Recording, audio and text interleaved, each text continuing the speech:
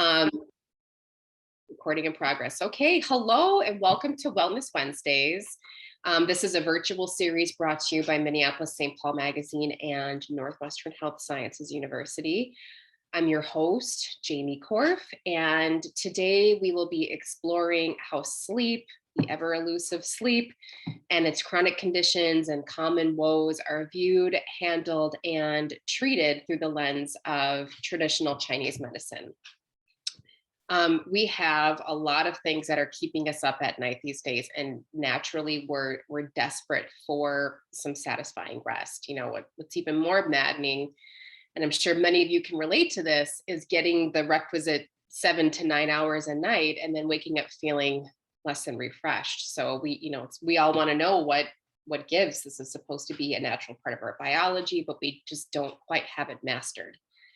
And the shortcuts are extremely tempting. You know, you walk into any Target or pharmacy and the shelves are lined with sleep-inducing vitamins and chews promising a natural descent into dreamland, you know, and it's one of those things where if it sounds too good to be true, it just might be. But these quick fixes have become normalized in Western culture. But you talk to any Chinese medicine expert, and they will tell you that popping a pill or a melatonin gummy just will not get to the root of your problem. In fact, our guest for today says that sleeplessness is usually a side effect rather than a primary cause. That's really, really interesting. So she will be sort of dissecting that for the rest of us. Marleys Schayberg is her name. She will be buzzing her in here shortly. She's an acupuncturist and she's a manager of the Midwest's largest herbal dispensary, which is located on site at Northwestern Health Sciences University. She'll be touching on herbal medicine and how getting a custom formula is the opposite of what you'll see at Target. It's not just going to the store shelf and getting the same medicine as everybody else. You know, you're getting something that's uniquely designed for you and for your sleep woe. So in addition to being an herbalist, she will also be sharing how she helps patients cope with some of the most common sleep challenges. She'll be touching on how to prime the body, calm the mind, and sleep through the night. And so before we get started, we just want to give a quick shout out to our friends and the sponsor of the series, Northwestern Health Sciences University. They're based out of Bloomington, and they offer an array of degree programs in natural healthcare education. They are the leaders in holistic health. They offer services to the public at their Bloomington clinic, and they have career tracks rooted in acupuncture, chiropractic care, Chinese medicine, and there's way more where that came from. So one quick housekeeping item, and this is something that I like to reiterate in every one of these sessions. We're doing a lot of the talking, of course, that's the nature of this program, but we also want you guys to feel like you're a part of the conversation. We want this to be a very inclusive environment. So drop in a question or a remark at any point during the talk, and we'll be sure to get around to all of them. And you can do that in the Q&A. And again, we'll do our best to cover each and every one of them. So with that, let us welcome Marleys Schayberg to the small screen. Hello, welcome everybody. Thank you, Jamie. I feel like I'm breathless. So I woke up with a small head cold. It's just been a day. Like I really could go back to bed, speaking of sleep. Woke up with a head cold and spilled my chocolate smoothie all over our white carpet. So that was how my day started. So hopefully yours started better than the rest of you. Yes, you'll be wanting to do a webinar on carpet stains after this one then. Yeah, well, I actually learned a lot. My best friend is living with us and she's got quite a few tricks up her sleeve. And to everyone's surprise, Dawn Platinum Dish Soap is not a quick fix for every single thing. Clarifying shampoo, that's where it's at. Good to know. I did not know that. So Marley, let's dive right in. Marley has sourced a couple, and that's kind of what brings us here today, right? Is this, we have a Be Well partnership. We, as a Minneapolis.St.Paul magazine with Northwestern, we source the experts twice a month for our editorial, for our blog posts that live online. We've sourced Marley a couple of times in the past, and recently for an article that's, I think it's called Sleep Relief for the Centuries. And this is sort of inspired by that, and also inspired by the questions that we received from the registrants for today's session. So unless you have any questions or thoughts, Marley, I can just start from the top. What are your thoughts? Sure, that sounds great. Okay, so what I want to do is, before we sort of get into the granular, set the stage for everybody and just underscore how dire this, and I believe the CDC has called it this, it's a public health issue, the lack of sleep that America is suffering from. What does the state of sleep health look like right now for the common person? You are so correct, Jamie. They're actually calling it a sleep epidemic. So probably not words that we want to hear, especially within the last couple of years. Anything with emic, we will try to bypass, but it is serious with the sleep epidemic. And I think so many of us are used to getting by, and we do get by. We get by with caffeine, we get by with energy drinks, we get by of I'll sleep later on the weekends, I'll try to catch up. So we're kind of used to that as a society. And then after the last couple of years, being able to stay at home more, work from home more, and then as the world has taken off again and people are getting back to work and back into a schedule, it has become even more evident of what a problem our lack of sleep and that go, go, go society has been. Excuse me.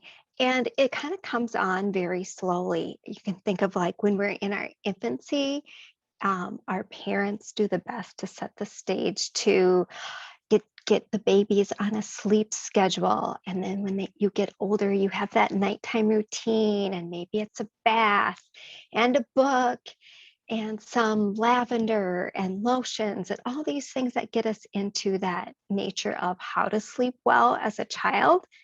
And then we get older and we start going to slumber parties and sleepovers and staying up late for a movie marathon with our friends. And it just kind of naturally turns it up. And then by the time we're in our 20s and in college and can go out at night, then we really get used to that lack of sleep, but still making it okay if we made it to work or made it to an exam or got going in the morning. But then we're setting that bad habit of lack of sleep.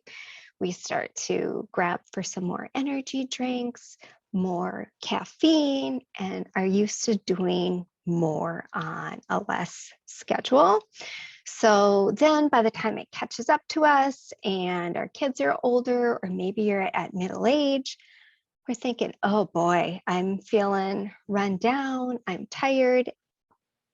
But with those years of bad habits, it's like you don't even know how to get into that healthy routine again. So I think that's key. So whether it's a health concern, babies, noisy neighbors, pets, noisy sleeping partner that keeps you up at night. So no matter what those are, I step back and say, okay, how could you reestablish some good sleep habits? So that's what I like to always go over with patients first, of asking them what is happening during this lack of sleep time. So I want to talk about things, and sometimes they actually just need an outside perspective. So whether it's me they're coming in to talk to, whether it's a physician, whether it's their best friend or neighbor, sometimes they just need to talk about what's their routine at night. Just kind of bring it to light. A lot of times we think about, oh, I'm so tired or I can't sleep, but we don't think about that process that led up to being tired and that lack of sleep. It could be something as simple as a bad pillow. Maybe they've had their bed ever since the same one that they moved out of their parents' home, and it's like 25 years old, and they need to go mattress shopping. Maybe it's maybe it's a temporary situation. You laugh, Jamie. True situation, though. I know. I know. I'm laughing because I can relate. I had the same bed for a Yeah, very long time. yeah. I'll ask clients, how old's your pillow? And the pillow could be 10 or 12 years old. Mm. But until we start talking about it, Mhm. it's those simple things that don't sometimes register. And I would much rather have it one of those simple, easily remedied things, and get some relief. And then, of course, there are some things that are chronic and long term that we have to discuss too. But if it's something simple, it's great. So I take them through that. Also talk about what time are they getting to bed. So we know that, as you mentioned, the 7 to the 9 hours of sleep. So that's kind of a universal accepted sleep hours of sleep, but then it's also studied. So even if you asked your doctor or looked at like Cleveland Clinic or Mayo Clinic, who are kind of done the premier health studies, they say that the average person needs 7 to 9 hours of sleep. So if you're functioning on less than that, maybe you're doing okay now. But also ask yourself, what could you do to get to that 7 hours of sleep? Because when we don't sleep, we don't do as well as work. We don't do as well with our family. We get crabby, irritable. We know our cognitive skills are less. So whether that shows up with friends or family or work again, it's a real thing. So there's no substitute for that lack of good Sure. sleep. Sure. And I think that's why society sees it as an issue as well as our own personal self. Yeah. So, Yeah. That's such a good point, Marley, that, we had these routines instituted at a very, very small age. And then it's like, rebellion strikes when you're a little bit older and there's some sort of, I feel like it's a rite of passage to brag, like, oh, I stayed up all night, and I got an absolutely. A on this quiz or whatever.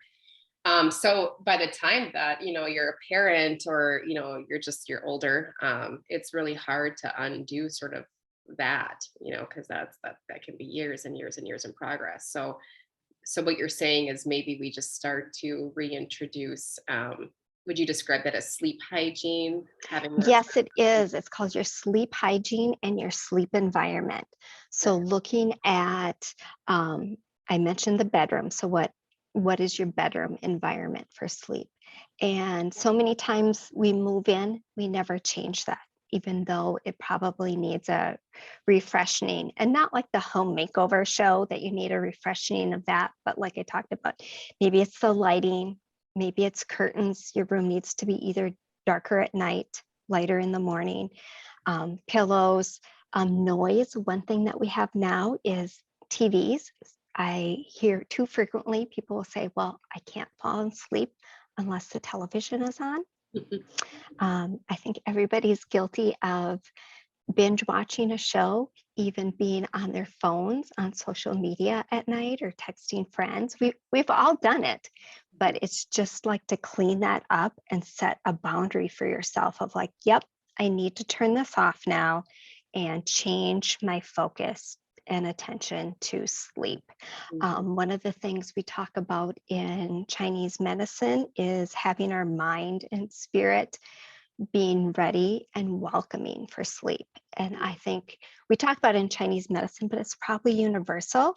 We have to kind of mentally be ready to sleep. Sometimes we just feel tired and all we do is jump into bed at night. Sure. But like a dentist would tell you, hey, brush your teeth before you go to bed. I'm here to tell you, just kind of get your mindset in is I'm ready to go to bed now. Turn off the TV, take your phone, put it away from you, turn it off, close the curtains and make it darker in your room if possible. Now, there's always going to be some outside noises. Maybe it's your noisy neighbors in the apartment next door, sirens going off, the neighbor's dog. So there's always going to be interrupters. And you hear about people who can sleep through all the noise and commotion and those that are the light sleeper. Mhm. So we want to get you into a deeper sleep to make it more restorative and refreshing. So if you've got your environment set for you, that's step one. And then the other thing I ask people often is, what is it? Is it your mind not turning off at night that's preventing you to sleep? Are you worried about things that you need to finish up? Maybe it's finances, maybe it's the kids. Like I said, maybe it's the partner next door to you snoring. Those kind of things can keep you up awake too. And then for those who have their mind going, like, I can't get to sleep, sometimes I find out then they're so irritated by not getting to sleep and annoyed. That can also be something that's simple and changeable, Mhm. but yet it keeps you up. They'll be worried, like, oh, I can't sleep, I can't sleep. Mhm, mhm. And then Looking we at their just, clock and, "Oh, I have yes, 6 and hours and 20 minutes of sleep. No, I have 5 hours." yes, and being annoyed about not sleeping doesn't help you sleep. Yeah. But Absolutely not. again, it's something we don't think about Yeah, until someone talks through those steps with you. yeah. So, That's yeah, I think that's really interesting, Marley. Like, we crawl into bed and then we just close our eyes and we expect ourselves to kind of just be like willed into sleep. And I mean, I've never really thought to myself like, oh, it's time for bed. Like, it's time for me to go to sleep. And maybe yes, a quick switch could help in sort of entering a state of mindfulness.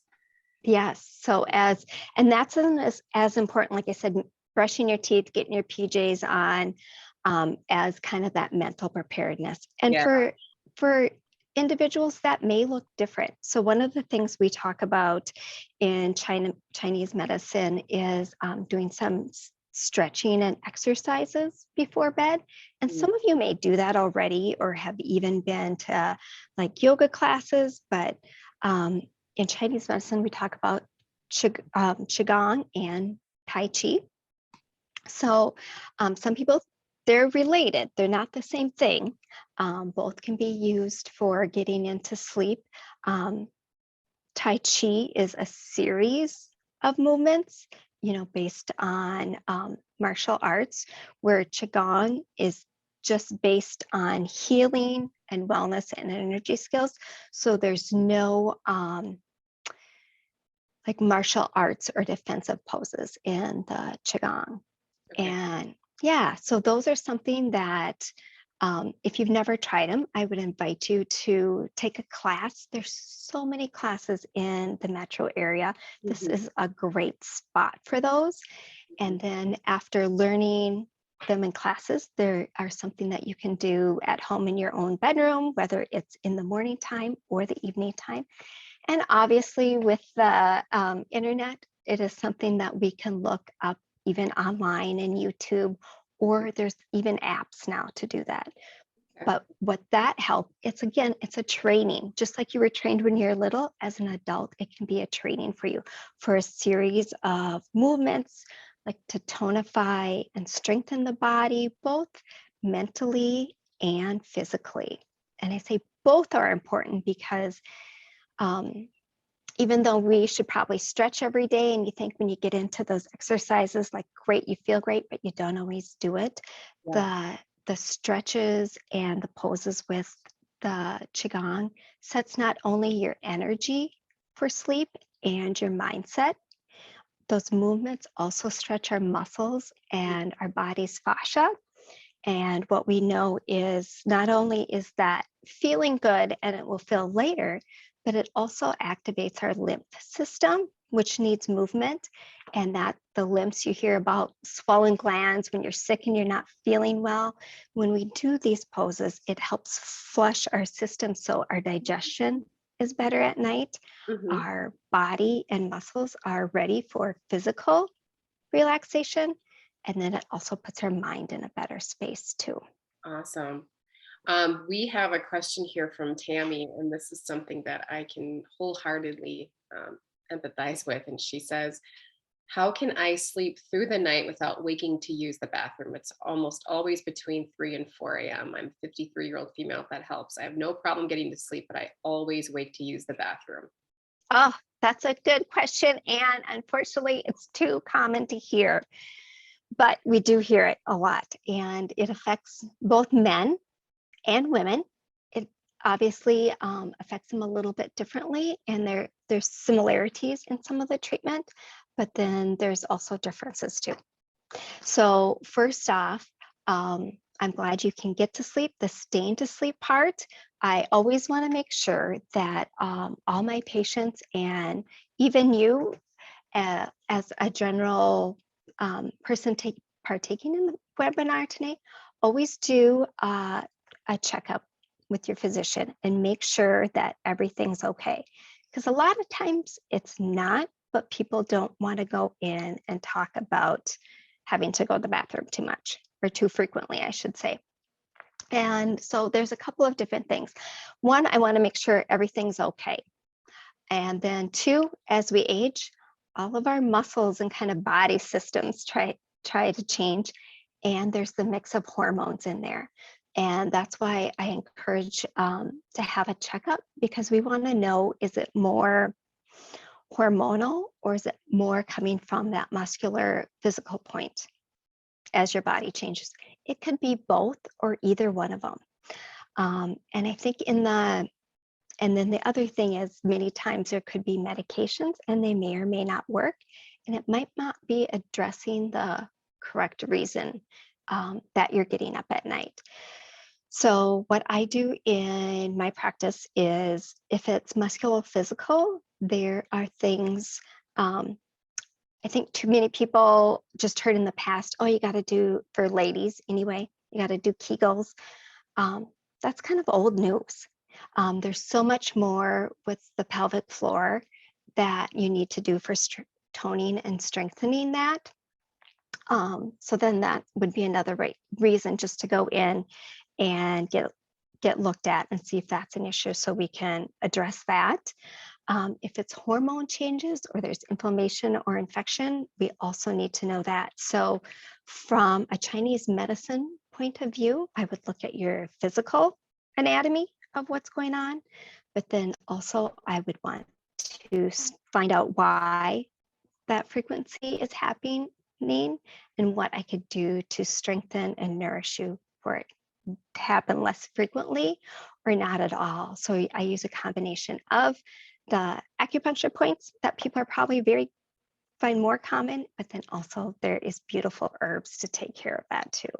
So it's usually a combination approach for both males and females. And then the last thing, if it's a certain time at night, it could just be biophysical of your eating and drinking cycle. But then I also look at something called the nocturnal clock or the organ clock system. So I'd like to know what time of night. If it's always the same time, sometimes that ties to a certain organ system as well that I can strengthen. Mm.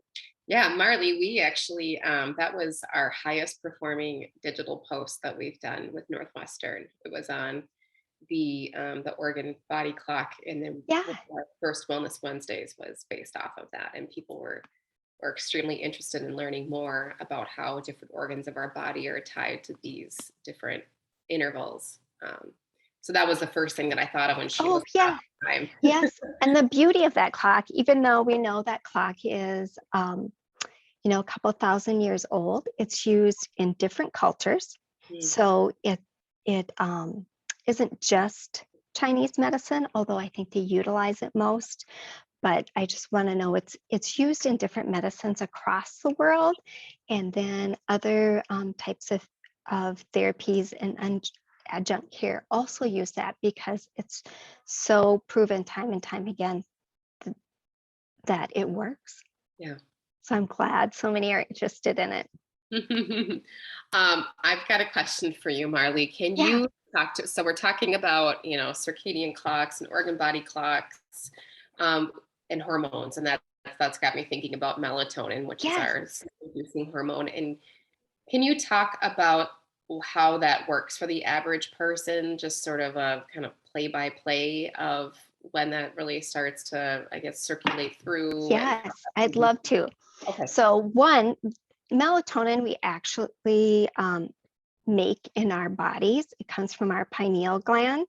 And I'm going to take you back to science class back in high school science to refamiliarize it. That maybe that will ring a bell with someone. But so what happens is when we wake up in the morning, that is actually very important. It sets the stage for our bedtime melatonin. So when we wake up in the morning, and part of that sleep hygiene is, what do you do in the morning? So wake up in the morning, try to get at least 30 minutes of sunlight. Not always the easiest to do in Minnesota, because Minnesota seems to like clouds. And in the wintertime, you'll even see the weather will say, okay, this is our 17th day of straight cloudy weather. But we do our best. Instead of laying in bed, being on the phone, checking social media, get up and do something by the window to get some sunlight. If you can't go outside, stay by the window. If a window or outside doesn't work for you, definitely buy a full spectrum light.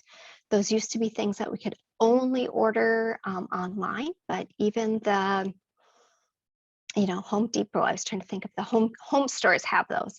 So when we expose ourselves to sunlight in the morning, our pineal gland, bing, bing, bing, it is signaled. Our body gets a rush of cortisone. And I think a lot of times we hear in the media bad things about cortisone, but we need that rush of natural cortisone in the morning to wake our bodies up. And then that signals that melatonin to come on approximately about 16 hours later. So then that is part of that sleep health and sleep hygiene. You've set the stage for your body then that night to have its own release of melatonin to help us fall asleep. Doesn't always happen. I think that is probably like lost knowledge. Thankfully, it's coming back into popularity. We're finding out about melatonin. Melatonin is also popular, as Jamie said, that you can go to almost any store and buy it over the counter. So that isn't necessarily a bad thing because we've been in such bad sleep habits for so long that people need the help to get back to sleep.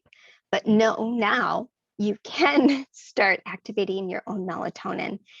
Some of the downside of always getting it from the bottle is it's usually a symptom of something else is going on in your body while you're not getting to sleep. It's very common to take too much. Some of those gummies are getting up to 5 milligrams. I should say it could be a tablet or a melt away too, but it's too much. We don't need 5 milligrams, and you definitely don't need it every night. So when I tell people who say, oh, they've been using it every night, we try to back off on it. If you get too much and it's in your system, I think a popular thing that people have read is that it shuts off our own circulation of melatonin. It doesn't, but it's close. It kind of turns off our sensitivity to it, our tissue sensitivity. So always giving us too much really is doing your own body a disservice. So if you need to reset your sleep cycle, do all these things. Clean up your sleep environment, get up, get some sunshine, reset your own melatonin, and get off of the computer, TV, and phones at night. This is so popular that I know they did a recent study, and I say recent because it was even during this pandemic period at the University of Colorado, where they took people out camping so they couldn't be on their phones at night, and in as little as 2 days, it reset their own melatonin cycles and circadian clocks. Ideally, it'd be 1 to 2 weeks. I don't know how many people are diehard campers, but just even over a weekend, it can reset our sleep cycle. Wow. So those were amazing and recent results. That's very telling. And of course, oh, go ahead. Oh, I was just going to say,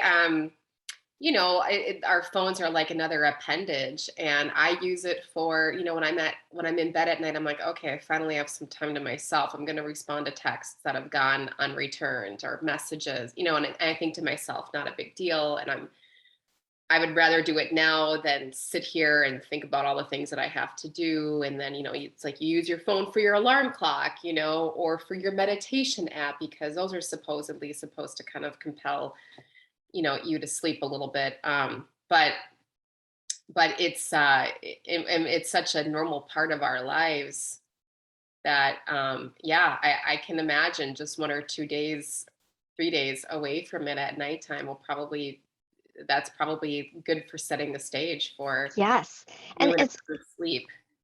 so encouraging that it takes so little time for us to reset. Very encouraging, because Yes. you So it's read not stuff weeks or about months. resetting your circadian clock or whatever, and it's like, oh, start going to bed 15 minutes earlier, waking up 15 minutes early, and it takes weeks, and just learning that your sleep can be improved in such a short period of time, even if small, is still something that's promising, and feels more like we have control with that. Absolutely. And then even if you said like the meditation app, even if you can turn off the phone, turn it over so there's no light. If you need to listen to it, but try not to have the meditation app right before bed that you're staring into it. So give your eyes at least a minimum of 30 minutes Okay. off of a screen.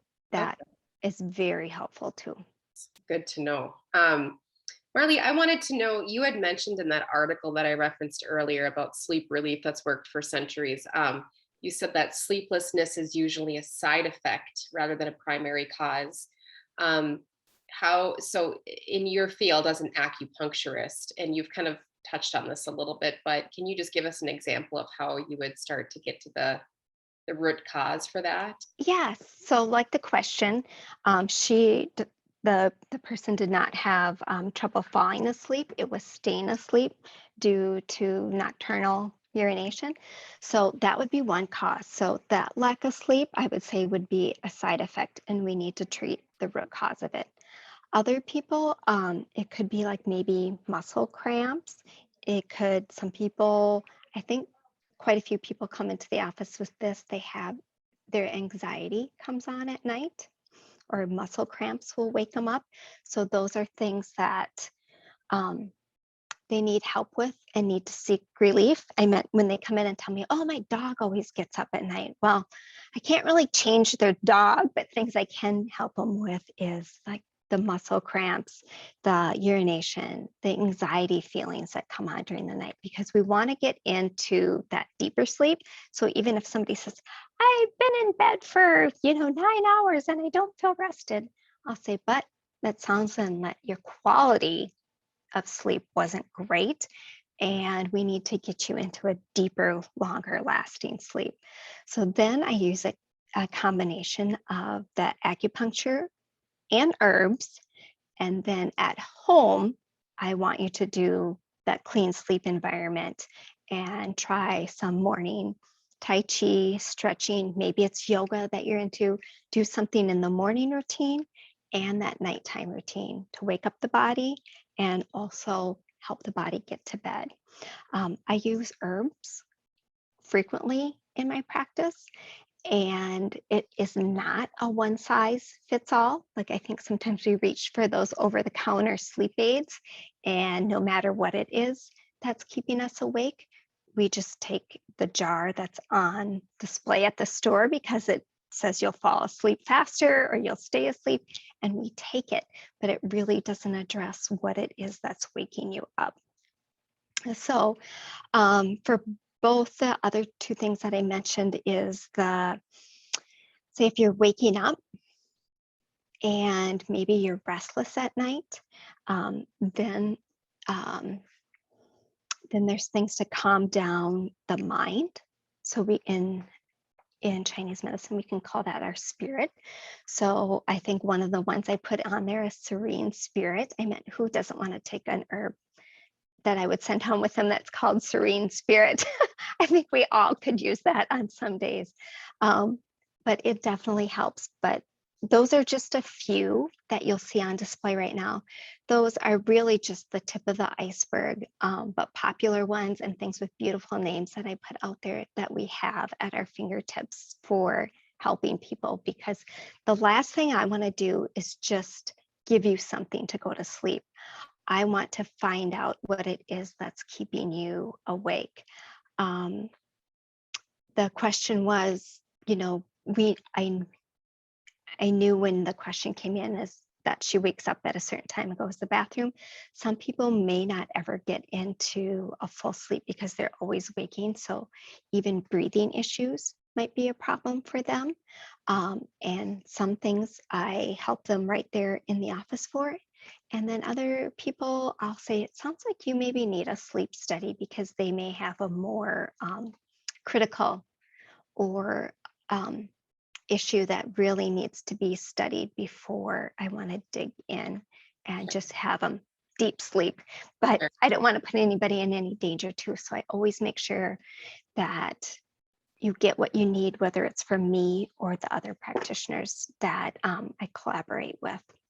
Okay, and I just want to clarify for our attendees that you can't just go to the dispensary and say, I need something to, it's what Marley was saying, there needs to be sort of a sit-down consultation, a whole body evaluation, and then from there you would receive a customized sleep or herbal medicine.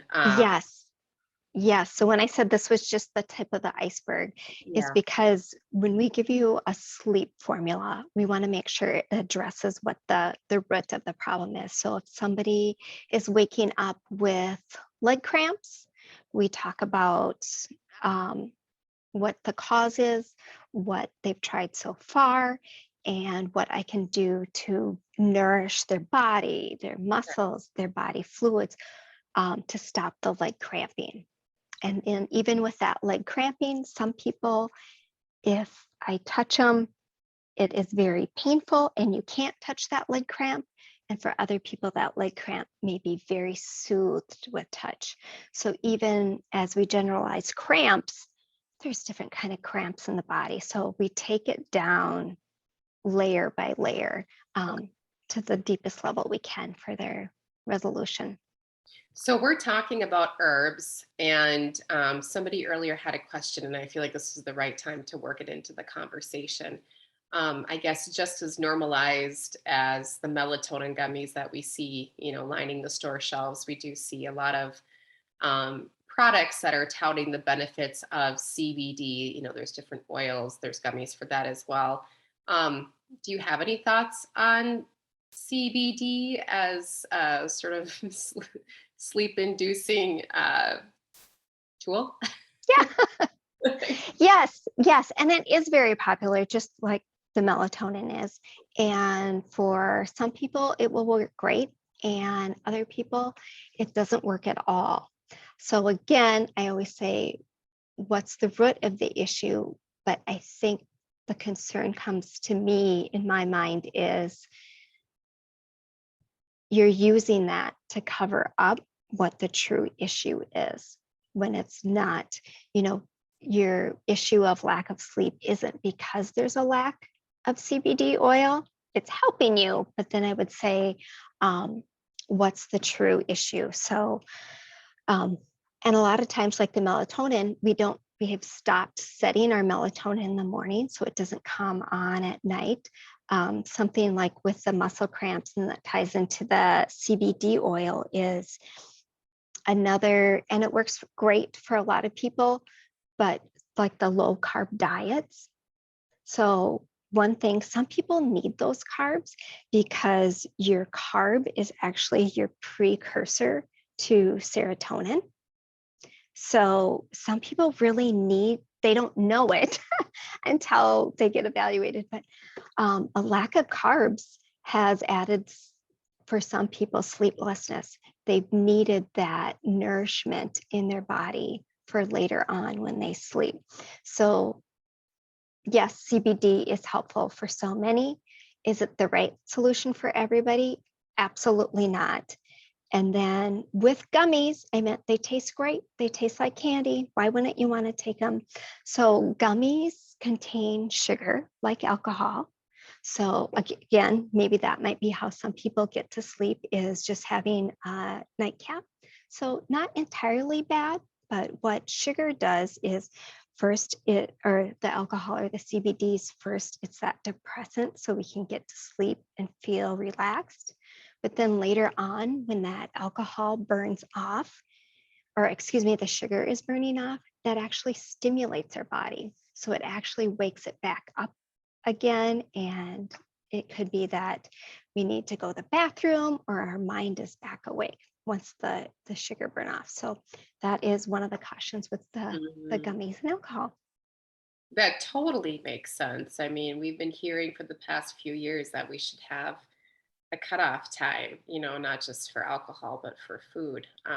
And I guess, yeah, I mean, I don't see why gummies wouldn't be lumped into that, especially, I mean, that's part of their popularity is that they taste so good. It makes me think of the Flintstone vitamins. And all of a sudden, I Yes, try to like steal them, because they were so absolutely. good. But there Yes, is a lot of sugar in that stuff. yep, the gummies taste wonderful because you don't want to take something bad. I Right. meant bad tasting, even if it's good for you. You don't want a bad tasting gummy. You want something nice and yummy before you get to relax and go to bed. It's part of that whole kind of mental process. You've got a little reward, but Right. that reward comes back to bite you later, That's it. unfortunately. Just like that glass of wine at 8 o'clock at night. Hmm. um, Yes.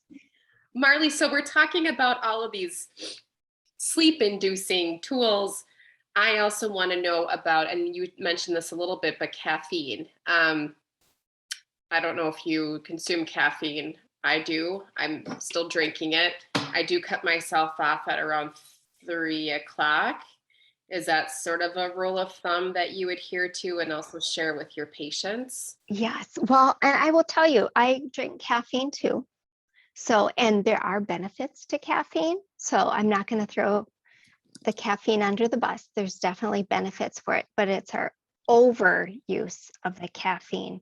Mm. And even, and I say overuse of it because you think, oh, I just got that one cup that got really big all of a sudden at the coffee house, because those are some pretty big cups.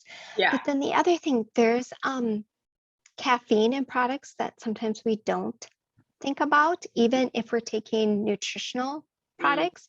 So sometimes it's in vitamin products, sometimes it's in over-the-counter vitamin hormone type products. It's in recovery and workout drinks. It's in amino acid drinks to hydrate our body. So there's that hidden caffeine, and too often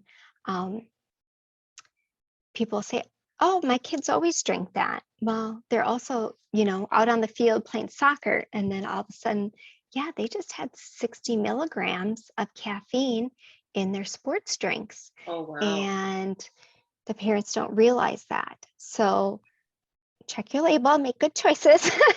Because like I said, Yeah. caffeine does have its benefits, but it's added to things. Even some of the waters, like the big sports packs that you take to the sports field for rehydration, there's caffeine in even some of those waters. So we do have to be careful of its overuse. And you may have a friend that can drink caffeine at 8, 9 o'clock after supper and still be fine to go to bed that night. Some people will drink half caff because anything after noon or 2 o'clock will keep them up all night. And that actually is just our own body talking to us. It's how our body processes and clears the caffeine. Sure. So if it's a problem for you, I meant even the caffeine in chocolate can be too much for people and give them the jitters. So if it's a problem for you, absolutely either don't take it or don't take it later in the afternoon. If you are one of the people who can clear it right away and it's not a problem, then that's okay. And if you think about how different countries around the world have coffee as an after dinner drink, it's on our genes and DNA. So that comes with the territory. Yeah. We have a question from an attendee here, Marley, that wants to know if you have multiple health issues, including sleep issues, is there an order of importance, and are you able to treat multiple issues at once? And I think that they mean in terms of being seen by a Chinese medicine practitioner. Yes, that's a great question. And I think that's just a true reflection of um, most clients we see. There may be the one, you know, thing that brought them in, or that was the hair that broke the camel's back. But then as we ask our questions and go through the process, there is multiple things. So we do treat multiple issues at once, but then we have to learn through our interview process. And our interview process is quite long. If some of you may have attended a new patient appointment for an acupuncture clinic, some of you may not, but it is usually double the amount of time because that interview process is so thorough and there's so many questions. But it takes that long to get to what the root of the problem is. We want to see what's bothering you as a person most, but then also what's laying beneath the surface that's bothering your body the most. So we feel it's very important to hear what you're saying and what your body is telling us and combine those together. So yes, we treat multiple issues. And that sort of pairs up well with another question here, and that's from Tammy. How do we make an appointment with her? I guess they would just call the clinic, right, Marley? Yes, yeah. So here at the university, our clinic here is called Bloomington Natural Healthcare Center. So that is where that's where you'll find me at the school here that you can make an appointment for. And then say if you're out of the area and looking for someplace closer to you, there's also the website, the Minnesota Acupuncture Association, and you can find practitioners from your zip code too if you need somebody who's closer to your area. So it's statewide too. And then even if you're out of state, maybe you were in Minneapolis and moved away, each state has an association site too that you can see if you're out of state. Okay, great. That's really great resourceful information. Tammy, I'm going to try to drop the phone number for the Bloomington Health Clinic into the chat box here. I'm trying to multitask here. We have another question from Sandra, sorry. And she wants to know, is it true that the amount of sleep that you get before midnight matters? It might matter to some. I will tell you, it doesn't necessarily matter in Chinese medicine. We do go by sunset and sunrise, but then we also have to take into consideration of even if, because in different parts of the country, obviously that will be so different. And then even as the clock changes. So say that, in the summertime, it stays light till almost 10 o'clock, and that's your sunset. We also look at what time dusk is. So when that sun passes over the horizon and sitting on there, that's when dusk is, and you usually want to have it within 3 hours of that. It doesn't always work perfectly depending on, work schedules, commuting, family life. So that's why it's more important for that 7 to 9 hours sleep. And of course, shift workers, we need them as a society, but they probably have, they kind of get the brunt of it sometimes with that clock and the sunset and sunrise, that they also have to acclimate and change their bodies, but they can do it as long as they also stay on the routine and keep their boundaries of healthy sleep. Great. Okay, so it's 12:50. We have time for a couple more questions. Okay. And then I wanted to know, and this is something I try to work into all my interviews, talking to any expert about, their knowledge, their expertise. I always want to kind of like turn the tables and see, like just take a peek at your day in the life. And so Marley, my question to you is, what does your personal sleep routine look like? Yeah. Has it been amended through the years? Yes. Well, and that's a great point of how it's amended through the years, because it does need to change as my family has looked differently, has schooling looked differently, as work has worked differently. So sometimes the time I get to bed is really early. If I have a 6 a.m. opening time, then I am somebody who makes sure that I start to going to bed early, and there isn't the option for me to stay up late watching shows or even watching the news at night. I'm in bed. And then even I can remember when my kids were young, they're like, can they do that? And I would say, no, because it's bedtime because mom needs to get to bed. So it was a change for me, but I also had to set that boundary with my kids because I had to be to work at 6 a.m.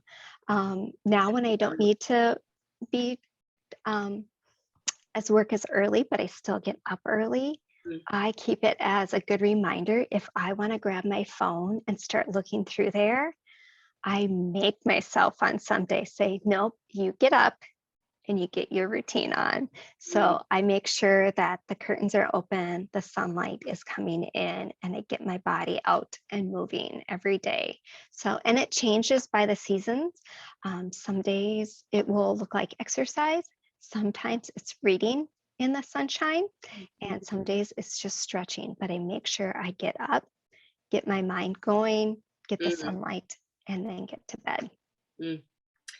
I'm not sure if you're familiar with her, and I just kind of got acquainted with her Instagram handle, but Mel Robbins is someone that I follow on Instagram, and I'm not really sure what she does. I mean, she's like a motivational speaker, I think, and Yeah. I don't know, she's just someone that keeps it real. And what I thought was really interesting, especially on those days where, you were saying before that Minnesota, we're kind of the land of overcast or, darkness, when it's not the summer months. And she's like, when you get up in the morning, you just get out of bed.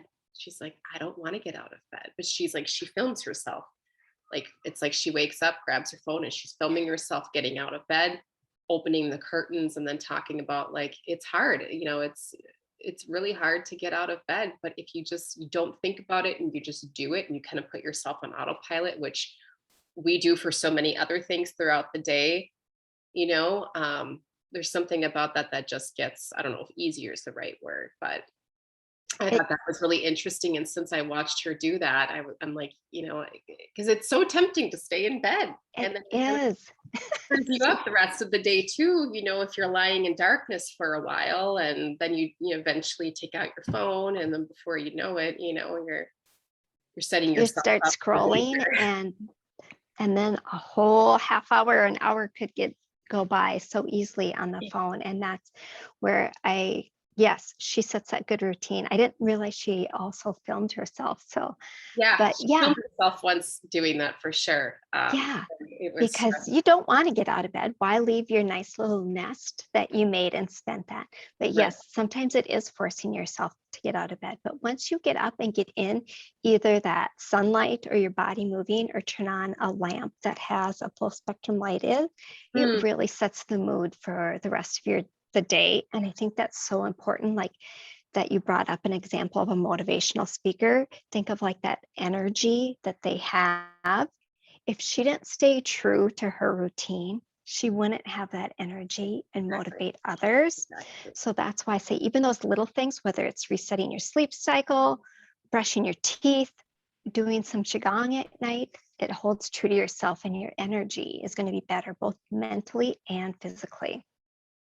Okay, Marley, there are two quick things Okay. here, and we're going to wrap it up. These are sort of follow-up questions from our attendees. Sandra wanted to know, can you repeat the time of bed that you had mentioned earlier in relation to the sunset?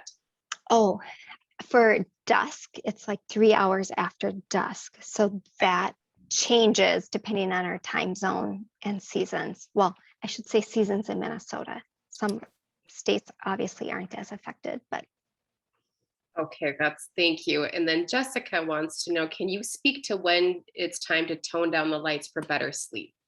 yeah. So it kind of goes with that previous question with that with the 3 hours. So that whole night, you wouldn't be doing your night routine, but know that within that 3 hours, you get into that. So hopefully you've been done snacking, things like that, because of our digestion. And then within like the last, and depending on what study you want to look at, it can vary from 60 to 90 minutes to start kind of reducing the lights. But for certain, everyone agrees on it's 30 minutes that you need to get off all the electronic lights of TVs, iPads, gaming devices. And if you have a dimmer in your house, use softer lighting too within that last 30 minutes. You can actually dim as you don't need as much light anymore.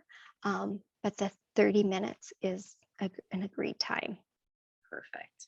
Thanks, Marley. And Rachel, I have not forgotten about you. She wanted to know earlier, she wanted to know about qigong, and then if there is an app that you had recommended. I said I would circle back with you on any apps that you recommend. You were talking Oh, about yeah.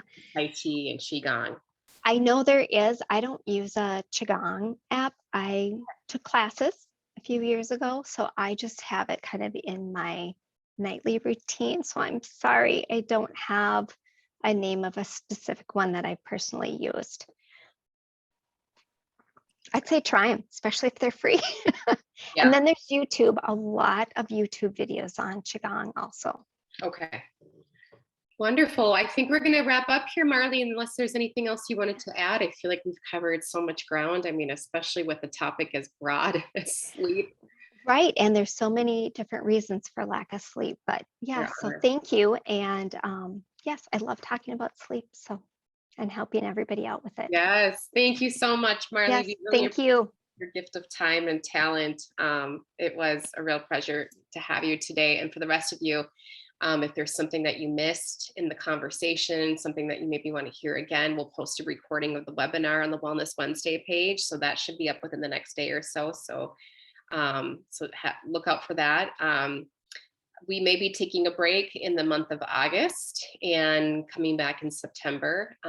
For sure, we'll be talking about ways to stay healthy this fall, especially with the rise of other viruses, not just COVID and the common cold and flu, but everything else sort of coming to the surface, and having to be reintegrated into the school environment for our kiddos. What does that look like? And then again, we just want to give a major thanks to Marley Shaberg. So wonderful to have you here today. And last but not least, we always want to give a shout out to Northwestern for sponsoring this great series. Don't forget to sign up. Our doors always open. So if there's something that you want us to touch on in the natural healthcare realm, just knock on our door and let us know. All right. Thanks, everyone. Thanks, Tammy. Bye-bye.